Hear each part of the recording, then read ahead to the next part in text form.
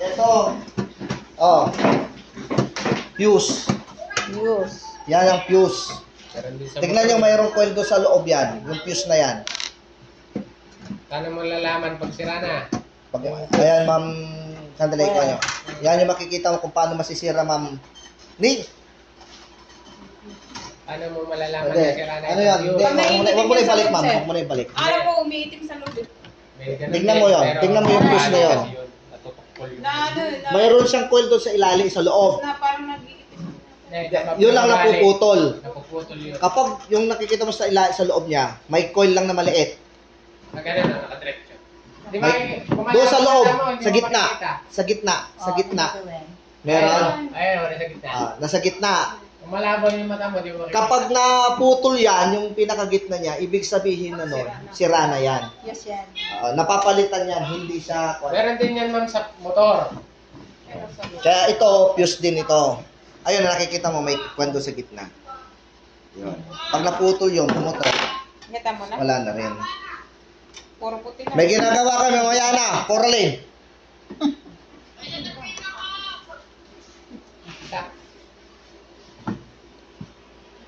May ginagawa.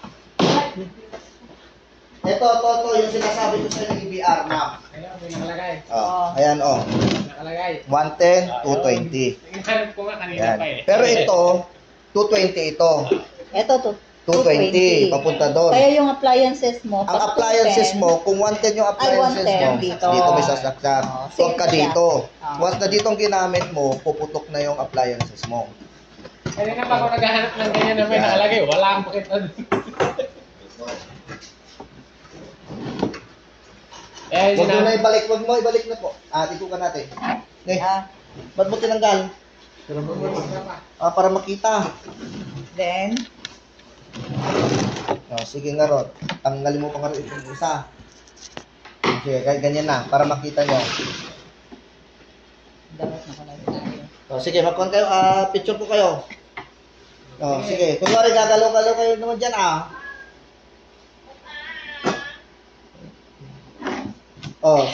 sige. Kunwari bubuksan nyo. Sige, buksan. Diyan ka. Punta ka na doon. Para tingin-tingin kunwari. Tingin-tingin na lang. Tayo dati ka. Ako din. Tingin ka na.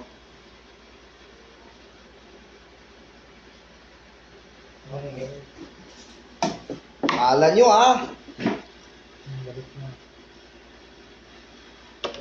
Tapos, Hindi ako nag-vlog.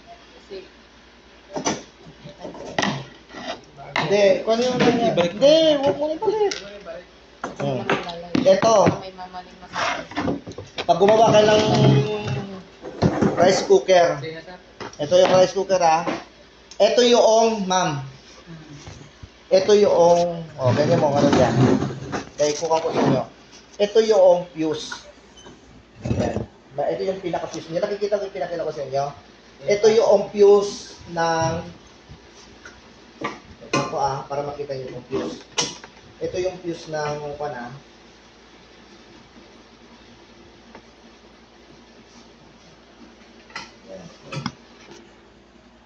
okay. Nakadikit dito yan. Ito yung fuse ng, ayan. Ito yung fuse naman ng rice cooker. Okay? Parang capacitor lang. Ayan. Ito yung fuse niya. Once na ito yung nasunog, nasira, masusunog kasi ito. Para malaman mo kung sira siya, masusunog. Okay? So ito na yung pinapalitan. Pwede rin namang irekta. Wala man ito, mula itong wire na to, papunta doon. Kukuha ka ng linya dito, sir. Ito lang, at saka dito. Nawala ito. sana kadalasan ng lagi nasisira. Ito mo na una. Kasi fuse. Kung minsan, dinedirect mo na dito, okay lang. Katulad yan, sir. Wala na yan. Halimbawa, wala na to. Wala na yung fuse. Wala na itong fuse, idedirecta mo pa rin doon. Di ba? Wala na to. Halimbawa, wire na lang. Diretso wire. Kaya ilalagay mo na lang doon. Ang tendency lang naman dito, kapag nasira yan, wala na ito, pagka nag-short, Hindi masusunog. sunog na to, masisira. Hindi siya Mag-spark. Hindi siya ganun ka yung So, doon nagkakaroon ng nakakasunog din. Paano